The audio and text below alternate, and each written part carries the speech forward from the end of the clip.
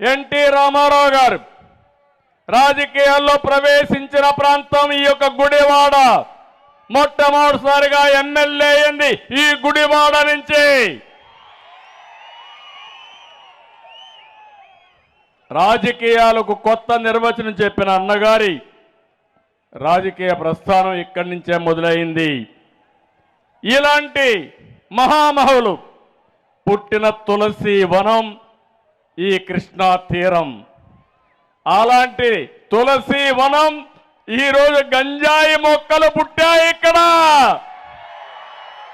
అవునా కాదా అని మిమ్మల్ని అడుగుతున్నా. అవును అంటే గట్టిగా చప్పట్లు కొట్టి చెప్పండి. ఈ గంజాయి మొక్కల్ని ఏరేయాలా లేదా అని మిమ్మల్ని అడుగుతున్నా. పవిత్రమైన ఈ మట్టిని మలినం చేస్తున్నారు. అధికారం అంటే బూతులు, దోపిడీ, క్యాసినోలు, పేకాటలు, కబ్జాలు. వింటున్నారా తమ్ముళ్ళు? నిన్న కూడా సంక్రాంతి వచ్చింది. మనకందరికీ సంక్రాంతి కోసం మనం ఊర్లోకి వస్తే ఈ దుర్మార్గులు క్యాసినోలు పెట్టి పేకాట ఆడించి మన దగ్గర డబ్బులు కొట్టేస్తున్నారంటే ఇంకా కొవ్వెక్కి విపరీతంగా మాట్లాడుతున్నారు. ఒకటే చెప్తున్నా, తెలుగుదేశం ఎవ్వరికీ భయపడదు, భయపడే సమస్య లేదు. ఈ రోజు ఉంది, రేపు ఉంది, ఎల్లుండి కూడా ఉంది. తొందరలో చెప్తాను మీ అందరి కథ. వదిలిపెట్టం, జాగ్రత్తగా ఉండమని హెచ్చరిస్తున్నా. మంచిగా మీ పని చేయండి, మేము కూడా సహకరిస్తాం. మీరు చేసిన రౌడీయిజం, మీరు చేసిన అరాచకాలు గుర్తు తెచ్చుకుంటే రక్తం పొంగుతుంది. 15 సంవత్సరాలు నేను అధికారంలో ఉన్నా. ఎన్టీ రామారావు గారు 8 సంవత్సరాల అధికారం ఉన్నారు. 22 సంవత్సరాలుగా మనం కూడా ఆలోచించుంటే ఈ గంజాయి మొక్కలు పెరిగేటి ఆ తమ్ముళ్ళు అని మిమ్మల్ని అడుగుతున్నా. ఇంకో పక్క ఒక ముఖ్యమంత్రి పదవికి అర్హత లేని వ్యక్తి ముఖ్యమంత్రి అయ్యాడు. అందుకే చూస్తే బూత్ శ్రీ అయితే ఆయనకి ఎమ్మెల్యే పదవి, బూతు రత్న అయితే ఆయనకు ఎంపీ పదవి, బూతు సామ్రాట్ అయితే అతనికి మంత్రి పదవి. ఇది ఈరోజు రాష్ట్రంలో ఉండే రాజకీయం. ఎంపీ అంటే పార్లమెంట్లో మాట్లాడి కేంద్రాన్ని మెప్పించి 1-2 ప్రాజెక్టులు తేవాలి. కానీ ఇక్కడుండే సైకో అంటాడు, ఆ ఎంపీని ఒకటి అడుగుతున్నాడు, అవన్నీ అవసరం లేదు, చంద్రబాబును తిట్టావా, పవన్ కళ్యాణ్ తిట్టావా, లోకేష్ని తిట్టావా, వీడియో ఉందా, అది నేను చూడలేదు కాబట్టి నీకు టికెట్ ఇవ్వనబో అన్నాడు ఇక్కడ ఎంపీకి. విన్నారా తమ్ముళ్ళు? ఇది రాజకీయం. రాజకీయానికి కొత్త భాష్యం చెప్పి అపహాస్యం చేసే పరిస్థితికి వచ్చారు. ఇంకొక పక్క ఒక బీసీ ఎంపీ కర్నూలు నుంచి మాట్లాడుతున్నాడు.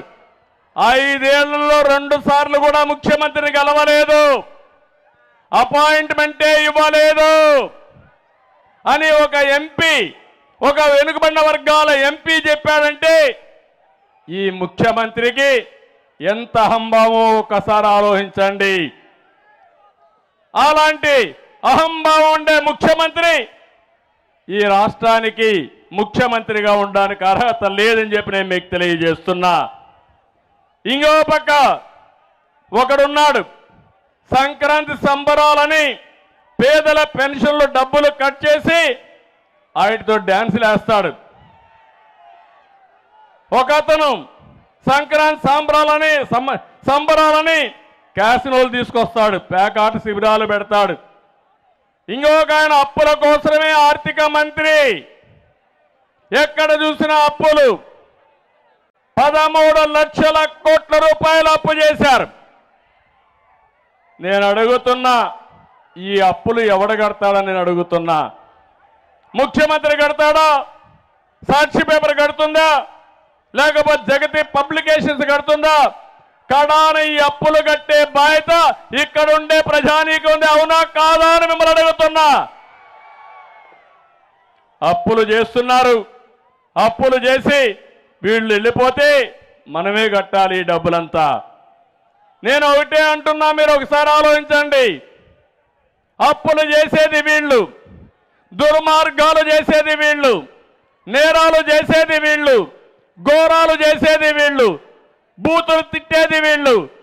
మళ్ళా మన మీద నెపాలేసి కాలక్షేపం చేస్తూ ముందుకు పోతున్నారు. అందుకే ప్రజలు ఆలోచించుకోవాల్సిన అవసరం ఉంది. నీతి మాలినటువంటి బూతుల వ్యక్తులకి ఓటేస్తే ఈ రాష్ట్రానికి అరిష్టం తప్ప ఇంకోటి కాదని చెప్పి నేను మీకు తెలియజేస్తున్నా.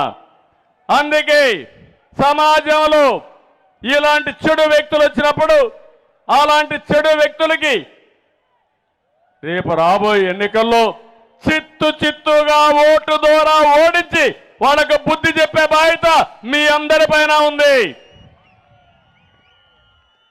ఇంకో పక్క ఒక్కసారి ఆలోచించండి.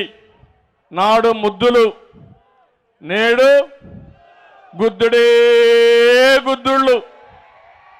అవునా కాదా? ఎన్నికల సమయంలో ముందుగా ఒక మోసగాడు ముద్దులు పెట్టుకుంటూ వచ్చాడు. అయిన తర్వాత నేను అడుగుతున్నా, మీ జీవితాల్లో మార్పు వచ్చిందా అని మిమ్మల్ని అడుగుతున్నా. మీ ఆదాయం పెరిగిందా అని మిమ్మల్ని అడుగుతున్నా. మీ ఖర్చులు తగ్గాయా అని మిమ్మల్ని అడుగుతున్నా. నిత్యావసర వస్తువుల ధరలు పెరిగాయా లేదా? పెరిగాయంటే చేయి పైకి చూపించండి. నిత్యావసర వస్తువుల ధరలన్నీ పెరిగాయి. ఈరోజు ఏమాత్రం కూడా పేదవాడు పండగ కూడా చేసుకోలేని పరిస్థితికి వచ్చారు. ఇంకో పక్క 200 రూపాయలు కరెంటు ఛార్జీలుంటే ఈరోజు కరెంటు ఛార్జీలు ఎంత అని అడుగుతున్నాం మిమ్మల్ని. 1000 రూపాయలు. అవునా కాదా? 4 రెట్లు 5 రెట్లు పెరిగిపోయింది. మద్యం క్వార్టర్ ఆ రోజు 60 రూపాయలుంటే ఇప్పుడు ఎంత తమ్ముళ్ళు? 200. అవునా కాదా? పెంచిన 150 రూపాయలు ఎవరి జోబులోకి పోతా ఉంది? ఎవరి జోబులోకి పోతా ఉంది? నాసిరకం మద్యం. అవునా కాదా? సొంత బ్రాండ్లు. అవునా కాదా? దోపిడీ. అవునా కాదా? దోపిడీని అరికట్టాలా లేదా? ఏంటి అరాచకం? అడిగితే కేసుల మీద కేసులు. అంటే తమ్ముళ్ళు ధైర్యంగా ఉండండి.